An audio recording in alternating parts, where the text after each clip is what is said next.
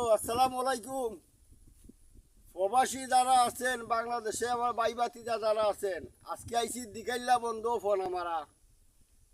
আমরা এত সুন্দর গাছ গাছালি হয়েছে গাঙ্গের কিনারও, যে সুন্দর রাস্তা আছে দেখো, এত সুন্দর লাগে। মানুষ গরু বাছুর রাখে, মাছ টাছ মারে, ধান খাটে, কুষারা গৃহস্থী করে, মাঝে কি সুন্দর বইয়া দোয়া দুধ করে, এত সুন্দর লাগে বইতে আরাম। এইভাবে আমরা সবাই জানো গাঙ্গের কিনারে মাঝে গাছ লাগাই, মানুষ বইব দোয়া করবো, গরু ছাগল ইয়া রেস্ট নেয় রোদ দিলে গরম লাগলে।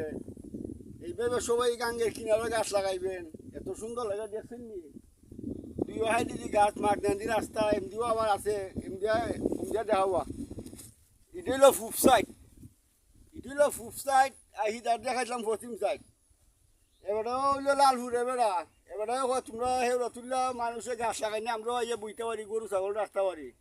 সবাই জানো গাছ লাগায় গাঙ্গের কিনারও। এটা হইলো দিকাইল্লা বন, বুঝছো নি। ভালো থাকো, সুস্থ থাকো। আসসালাম।